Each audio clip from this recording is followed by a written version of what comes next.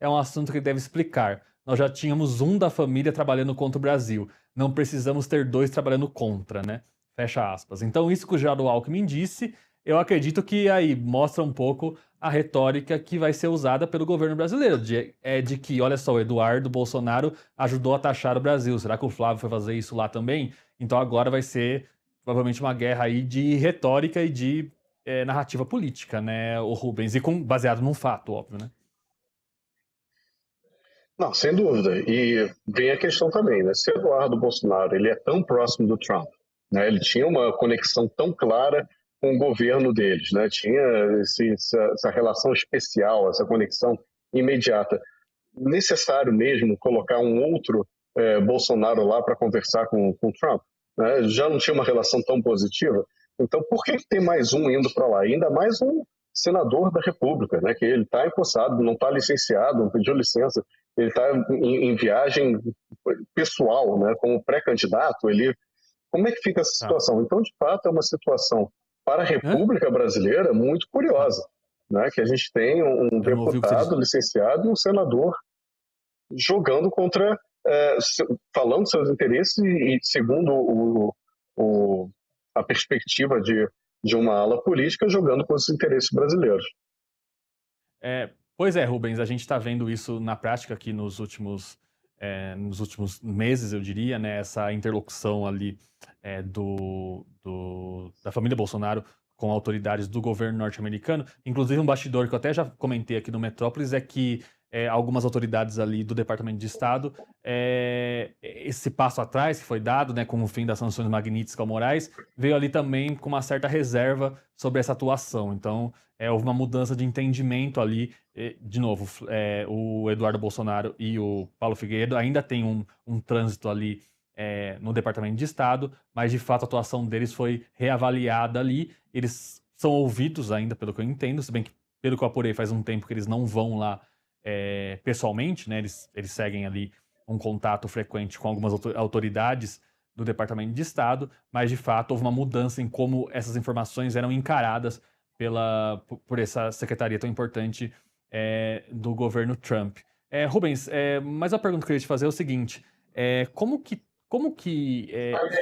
o governo Lula pode avaliar os resultados práticos dessa reunião? Porque a gente não vai ver, obviamente, nenhuma política pública saindo daí, porque o Flávio Bolsonaro é um senador, ele não tem o poder de definir ali, sei lá, um memorando de entendimento, algo nesse sentido. Porém, a narrativa, vamos supor que o Flávio Bolsonaro se comprometa a taxar as facções criminosas do Brasil como terroristas. Como que seria essa reação do governo brasileiro? Seria mesmo aproveitar isso para, de novo, embarcar num discurso de que isso pode afetar a soberania do Brasil? De que forma o governo brasileiro pode reagir a isso?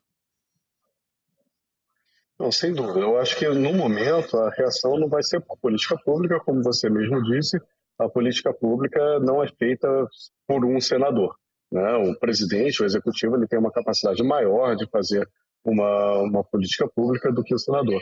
O que a gente pode ver agora vai ser uma disputa política de como seria uma política pública caso Flávio Bolsonaro seja eleito. E aí, nesse momento, sim, a gente vai ver uma discussão sobre qual tipo de caminho que o Brasil quer seguir nos próximos 4 anos. Se vai ser um caminho defendido pelo Flávio Bolsonaro, pelo governo Lula, né, que vai tentar a reeleição, ou por outros dos candidatos, porque lembrando que a gente vai ter outros candidatos além desses dois também. Né? Eu acho que o debate vai ser em volta sobre esse futuro caminho, futura política pública que pode ser adotada pelo governo. O impacto real atual vai ser muito pequeno. Rubens, só avisando quem acompanha a gente no LG Channels, a gente já está de volta do intervalo, seguimos aqui. A gente vai ficar até essa coletiva do Flávio Bolsonaro aí, que deve falar como foi essa agenda na Casa Branca. Voltando aqui com o Rubens mais um pouquinho, você está falando aí sobre essa questão da possível reação do governo brasileiro, né? A gente teve um episódio específico ali, que foi que pareceu muito mais para marcar posição mesmo ali, essa tentativa de usar a embaixada brasileira para essa coletiva de imprensa do Flávio Bolsonaro, que é senador, mas também é o pré-candidato aí da oposição. Essa falta de resposta do Itamaraty, pelo menos por enquanto, né? Pode ser que eles respondam aí posteriormente. Era algo a se imaginar considerando o que foi pedido, né? Ou por ser um senador, o correto seria de fato que o espaço fosse disponibilizado para essa coletiva de imprensa? Não, eu acho essa sua pergunta absolutamente relevante e importante para a República Brasileira. A gente tem que ler a Constituição. Quem é responsável pela política externa brasileira, ou seja, a postura brasileira oficial no exterior, é o executivo, é o presidente da República. Isso está escrito claramente na nossa Constituição e ele delega essa condução ao Ministério das Relações Exteriores. O Senado, e muito menos o senador, ele tem, pela Constituição da República, não tem a capacidade de fazer uma política externa. Portanto, não faz sentido um senador em uma missão que não é oficial, ele não está lá para representar o Senado da República, fazer uma coletiva de imprensa na Embaixada Brasileira, que é um órgão do Executivo, não é do Legislativo. Então não faz o menor sentido, mesmo que ele esteja lá como pré-candidato, um pré-candidato ele não foi eleito, né, para a presidência da República. Então não faz o menor sentido um pré-candidato querer usar a Embaixada Brasileira como um palco. Aquilo ali não é o espaço dele, né? A gente pode questionar se ele está lá representando o Senado da República ou não.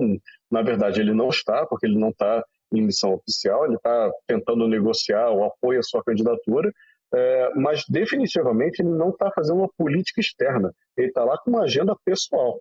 Tudo bem? Então, não faria menor sentido o Ministério das Relações Exteriores se envolver nessa reunião e muito menos abrir um espaço que daria uma legitimidade. O objetivo, né, do Flávio Bolsonaro a pedir esse palco é, primeiro, se conseguir, se envolver com uma aura de legitimidade, né? Então, a minha visita foi tão legítima que a Embaixada Brasileira abriu o palco de suas instalações para eu fazer uma coletiva de imprensa. Ou então, se o Ministério das Relações Exteriores negar esse palco, ele vai tentar fazer um discurso de vítima, né? Nossa, estou sendo perseguido pelo governo brasileiro que não deixou fazer coletiva de imprensa lá. Mas é uma questão constitucional. Quem é responsável pela condução da política externa não é o Senado, é o Executivo. Portanto, ele não tem que requisitar esse espaço para fazer sua coletiva.